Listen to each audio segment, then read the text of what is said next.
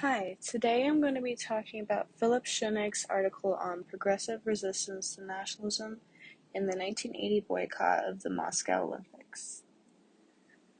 So the US government pressured nationalism and called for a new reform because of the previous Amateur Athletics Union, which created relentless rules like prohibiting women to participate. So activism in amateur and Olympic sports initiated a reform that included an end to racism, sexism, elitism, and a provision of means to arbitrate disputes. President Carter decided to aid in this reform, and he called this the President's Commission on Olympic Sports of 1977. But instead of focusing on the development of amateur sports, Carter prioritized the training of superior athletes. Essentially, the Commission's goal was to control sports through financial experts rather than sport experts. And this created an uprising, so Carter initiated the Amateur Athletic Act of 1978. So in these new steps towards sport reform, Carter signs the Amateur Athletic Act, where Americans pay for amateur athletic funding, about 14 cents each. The Act's goal was to regulate development and the training of athletes. And pros, the Amateur Athletic Act had more funding, and there was an influx of money for training and equipment for athletes and coaches. And also, amateur athletes had more of a chance for recruitment, for advertising, and testing brands. But cons, the Amateur Athletic Act, because it was put in place to determine fractional disputes between sport regulations, there's an uneven distribution of money. And many athletes were not given opportunities to compete because the funding had not spread to all urban areas and school programs. The U.S. Olympic Committee, controlled by Congress essentially, also threatened to withhold subsidies or funding, especially during, quote, politically expedient times. Really, the conditions of the Amateur Athletic Act crippled internal resistance to Carter's decision to boycott the 1980 Olympics.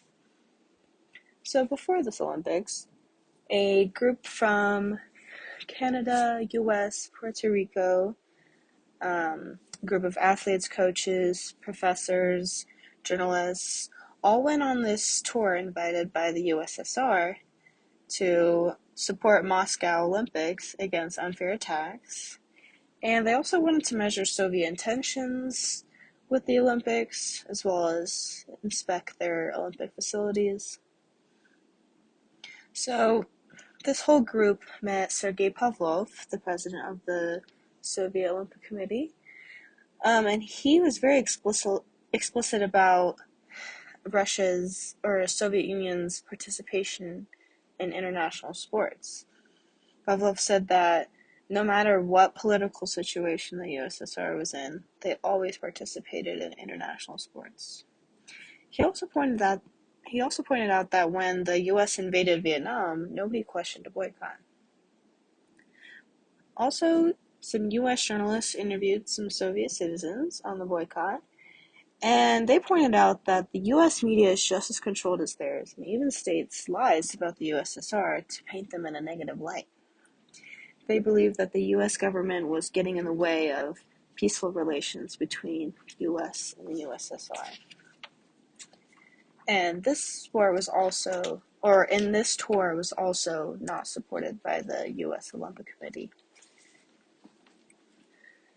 Let's talk about Carter's anti-Soviet sentiment.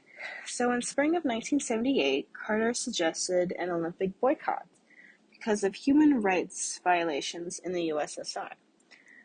Due to the Soviet Union's invasion in Afghanistan, Carter threatened the USSR and said that if they wouldn't pull out their troops out of Afghanistan, the U.S. wouldn't send any athletes to the Moscow Olympics in 1980.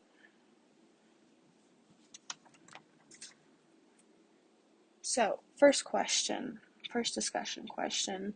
Considering the Soviet-Afghan War ended in 1989, how do you think that Carter's foreign policy to boycott the 1980 Moscow Olympics was influential in both U.S. domestically and in terms of Soviet relations? So I think that it was not influential in terms of ending the Soviet-Afghan War, considering it ended 9 years later. But and in terms of Soviet relations, it just further drove the two nations apart. While U.S. domestically, there was a lot of progressive resistance about the Cold War, and especially this Moscow Olympic boycott. There were some reform suggestions to the Amateur Athletic Act of 1978. First, Bill Bradley, former Olympic basketball player, suggested getting rid of team sports in general and nationalism to, to be able to support athletes from all types of backgrounds regarding race, sex, class. Jack Scott, also an former Olympic athlete, he emphasized that U.S. intentions in international sports was to solely beat the Soviets. He also said that in some countries, they could not compete because of politics, like North Korea, China, and South Africa. So he was saying that the Olympics became too political. And so he suggested that athletes wear no national colors and for them to represent no flag or banner. Discussion question 2. Do you think that Jack Scott's reform idea to remove national flags and colors would have any effect on the politically charged atmosphere that the Olympics inherently created? I think that it would not create any effect because a lot of reason of the Olympics is the idea of nationalism and supporting your country and representing your country. And especially in the media too, they're not going to ignore that nationalism. In fact, they're going to celebrate that. So either way, there would be a lot of nationalism in international sports in general, so I don't think that would have created the same effect. Progressive resistance.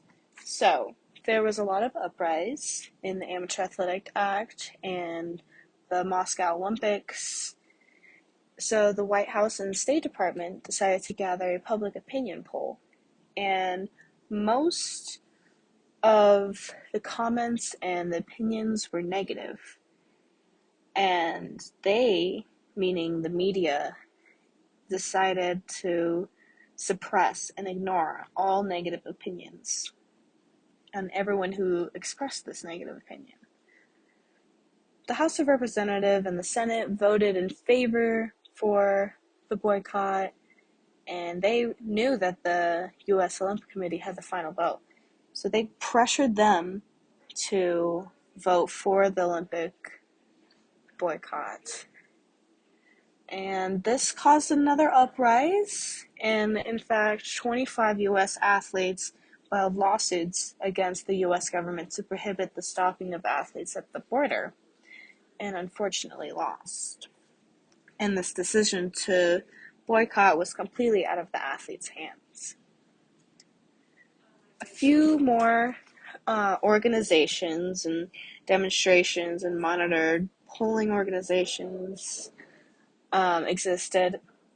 This was just a lot of progressive resistance in the U.S.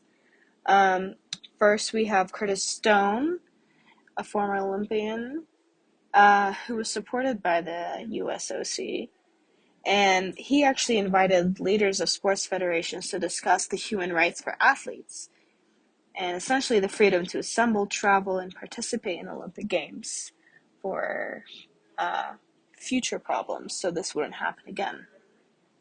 Another progressive resistance organization was by Bob Kaufman.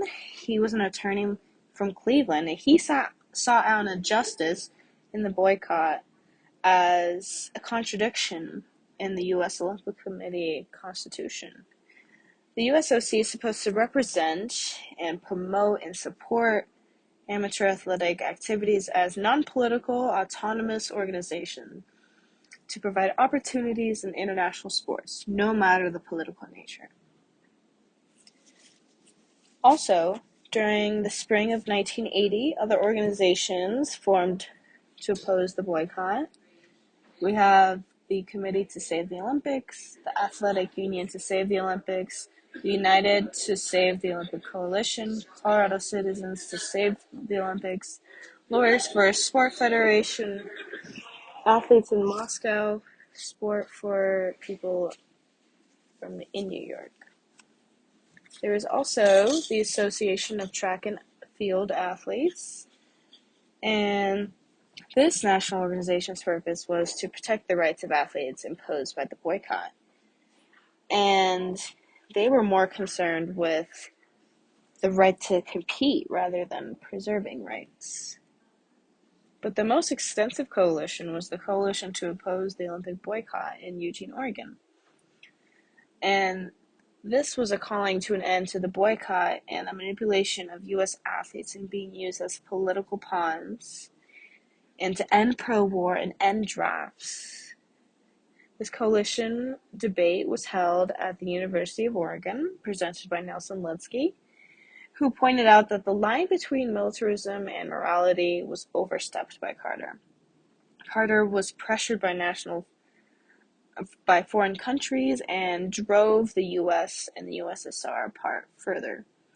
Carter's anti-Soviet attitude further heightened Cold War tensions as well. One of the U.S. journalists actually went to the 1980 Moscow Olympics, and he said that they were the best organized, best housed, and most challenging of any Olympics in any history.